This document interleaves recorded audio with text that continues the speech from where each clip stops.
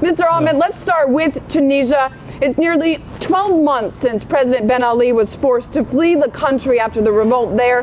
What's been achieved since then? And Tunisians, are they happy with their revolution? Well, the big change, of course, is that they have had an election to choose a new parliament and an interim president. And that produced a dramatic change because Tunisia was a strictly secular country, a secular one-party state, if you like, until now. But on the other hand, not everybody is so happy with the changes. The Ennahda Islamic Party won the largest share of the vote, though not an absolute majority. And in some places, including in Sidi Bouzid, where the revolution began with the suicide, the opposition to the Islamicists did surprisingly well. And a lot of people in Tunisia now see a kind of conflict between Islam versus secular society, but also this affects the economy. The fall off of tourism has been very dramatic because of the revolution and also because of the violence in Libya. And this means that a lot of Tunisians who hoped for better things with the fall of Ben Ali have found that in the years since his fall, life hasn't got much better. So there is the problem that a revolution often gets rid of the person who embodies what's hated about the old regime, but it doesn't necessarily get rid of the economic problems that existed before, and it also sometimes brings new ones of its own.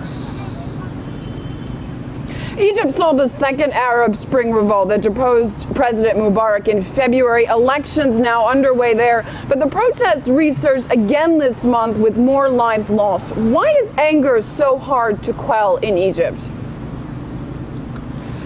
Well, I think there's a deep frustration that in many ways the people in power in Egypt, actually running the government, of course, were the high officials of Mubarak. The Prime Minister who's been recently appointed was the Prime Minister in the 1990s, and of course the head of the military council, Field Marshal Tantawi, was Mubarak's defense minister. So for some people there's a sense that the change has been cosmetic. The regime was decapitated with the fall of Mubarak, but on the other hand, most of his key officials remain in place. But there's also a great sense of frustration, if you like, with the democratic process on the part of many of those people who were in the streets of Tahrir Square in the centre of Cairo last January, February, that they see in a sense the revolution they feel they made slipping away from them, because the election results so far do show quite a strong surge of support for the Muslim Brotherhood and even more Islamic groups, including down the Nile in many of the tourist centres like Luxor and so on. So we see, if you like, a three-way split in Egyptian society between those people who see themselves as Western secular liberals who perhaps felt they spearheaded the revolution, who dislike the survival in city and government offices of Mubarak's old officials, but also fear the coming to power of the Muslim Brotherhood and a much more rigorous Islamic-based society. And so there are three-way tensions inside Egypt. Mark, it's Kevin here. We've spoken a lot this last year. I'd like to look at Libya now. Libya, of course, saw the deadliest uprising with a civil war that reportedly left tens of thousands dead, Colonel Gaddafi among them, and NATO weighing in with those airstrikes causing civilian casualties. What kind of peace, if any, lies ahead for the Libyan people now, do you think? Well, I think it's going to be a very difficult situation because a lot of the frustrations with Gaddafi's regime in Libya came from people who felt that he neglected them economically. The people in the east of Libya, in Benghazi, Tobruk, had the oil, but they felt a lot of the money was spent in the west, in Tripoli. Now they want to see a rebalancing of the spending of money, but of course many of the people who actually overthrew Gaddafi, with the aid of NATO, as you say, and Qatari special forces, were militias from western towns who want to have their share of the oil still. So we have a big regional division inside Libya. People, I think, exaggerated the degree to which the oil wealth could be redistributed to make everybody happy, and so I think there's going to be a lot of competition over that. And we see now splits not only regionally and over the oil money, but also over issues like what should be the role of religion in politics, what should be the orientation of Libya. And we see internally, of course, the problem that many people fought for Gaddafi. After all, it took the rebels and NATO 8 months to overthrow him. It wasn't as though he collapsed overnight.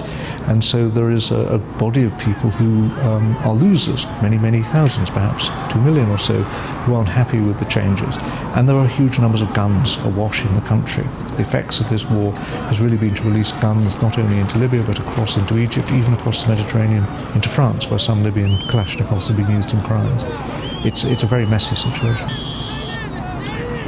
And what about Syria? That, of course, remaining a flashpoint. We're reporting on it again today. The unrest there said to be teetering on the brink of civil war still, and control slipping from President Assad, who's still in power at the moment, though. Who's driving the conflict, and is there an end game anywhere in sight? Well, I think this is what we see, particularly with Syria, a most dangerous situation, that you have a incipient civil war, but it also has elements of religious civil war between Sunnis and Shiites or Alawites in Syria. And if we go back to what happened in Libya, we saw how the Gulf monarchies, Qatar and so on, funded and propagandized on behalf of the anti-Gaddafi forces, but they're also very much involved in Syria. And I think there is the danger now that we could see external forces wanting to promote their vision not of a democratic Middle East, but of a theocratic Middle East. And in a way, the West has talked about promoting democracy and liberal rights, but its key allies have been states in the Gulf who are absolute monarchies and whose concern for civil rights and minority rights are very limited. And so the danger is that we will see a religious civil war spreading from Syria into Lebanon, but also including Iraq, where of course the Shiite-led government is at the moment in a very sharp crisis vis-à-vis the Sunni minority. So I'm afraid what we could see as the new year comes is Syria becoming the centre of an expanding circle of religious civil war rather than democratic revolution. A disturbing picture you're painting there. Mark, I'd just like to take a minute on behalf of Anissa as well to thank you so much for all your input on this channel that you've given us throughout the year. We want to wish you all the very best for 2012, and we look forward to talking to you in the new year again. Thank you for your input tonight into the programme. A very happy new year to you in Ankara. It's appreciated.